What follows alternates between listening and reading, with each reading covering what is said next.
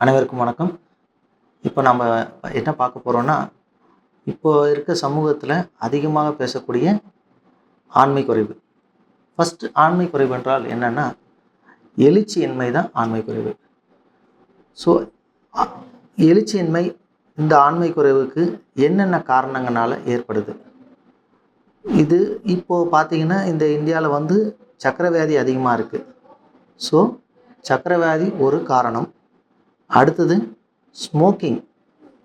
ஸ்மோக்கிங்னால இந்த ஆண்மை குறைவு ஏற்படும்.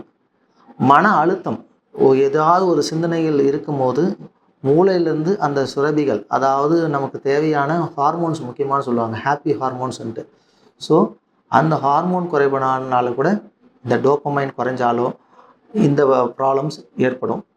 அடுத்தது இடுப்பில் அடிபட்டு இடுப்புலேருந்து சிக்னல் போகக்கூடிய அந்த நரம்புகளுக்கு, அந்த உறுப்புக்கு போக வேண்டிய இரத்த ஓட்டமோ அந்த சிக்னல் போகலைன்னா கூட இந்த எழுச்சியின்மை ஆண்மை குறைவு ஏற்படும். ஸோ இதுக்கெல்லாம் டயபெட்டிக்ஸ் இருக்கவங்களுக்கு இது ஒன்றும் பயப்பட தேவையில்லை. இப்போல்லாம் ஏகப்பட்ட டெக்னாலஜி வந்திருக்கு. நம்ம அதுக்கு உண்டான டெஸ்ட்டு எடுத்துக்கோ. பினைல் ஃப்ளோ ஸ்டடி, ஆண்மை குறைவுக்கு அந்த இரத்த ஓட்டம் எப்படி இருக்குன்றது ஒரு ஸ்டடி இருக்குது. அந்த ஸ்டடி பண்ணிட்டு பண்ணலாம். அது ப்ராப்ளமாக இருந்தால் அதுக்குண்டான மருந்துகள் இருக்குது, சிகிச்சை இருக்குது.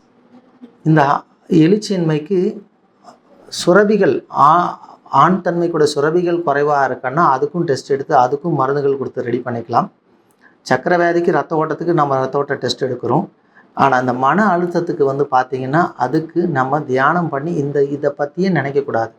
இந்த சிந்தனையே இருந்துச்சுன்னா நமக்கு அதோடைய ஹார்மோன் டோப்பமைன்ஸ் அதெல்லாமே குறைய ஆரம்பிச்சிடும். ஸோ குறைய ஆரம்பிச்சிச்சுன்னா என்டார்ஃபின்ஸு, டோப்பமைன் இதெல்லாம் குறைய ஆரம்பிச்சுன்னா நம்ம என்னதான் மருந்துகள் சாப்பிட்டாலும் ஒரு பய உணர்வு இருந்தால் கண்டிப்பாக ஆண்மை குறைவை தீர்க்க முடியாது. ஸோ இதை பற்றியே நினைக்கக்கூடாது, மைண்டை ஃப்ரீயாக வச்சுக்கணும். நெக்ஸ்ட்டு பார்த்திங்கன்னா, நம்ம ஒருத்தருக்கு நார்மலாக இருக்கா இல்லையா, நமக்கு ஆண்மை குறைவு இருக்கா இல்லைன்னா அவங்களே இயற்கை என்னென்னா காலையில் நேரத்தில் தூங்கி எழும்போது எழுச்சி இருந்துச்சுன்னா அவங்களுக்கு ஆண்மை குறைவு இல்லை, நல்லா இருக்காங்க. அதுக்காக 7 நாளும் எழுச்சி இருக்கணுன்ட்டு இல்லை, வாரத்தில் ஒரு நாள் அந்த தூக்கத்தில் அந்த எழுச்சி இருந்தாவே அவங்களுக்கு ஆண்மை குறைவு இல்லை, தே ஆர் நார்மல்.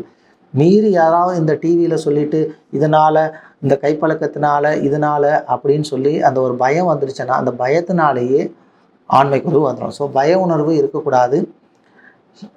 ஆல்கஹாலோ ஸ்மோக்கிங்கோ பண்ணக்கூடாது. இதெல்லாம் இந்த ஸ்மோக்கிங் எல்லாம் பண்ண நிக்கோட்டின் படிஞ்சு அந்த ரத்த ஓட்டம் குறைபாடாகும். அடுத்தது ஆல்கஹால் எடுக்க மூளையில் இருக்க அந்த சிக்னல்ஸ் குறைபாடுனால ஆண்மைக்குறைவு உண்டாகும். ஸோ இது ஒரு காரணம். இடுப்பில் அடிபட்டு அதனால் கூட ஆண்மைக்குறைவு வரும்.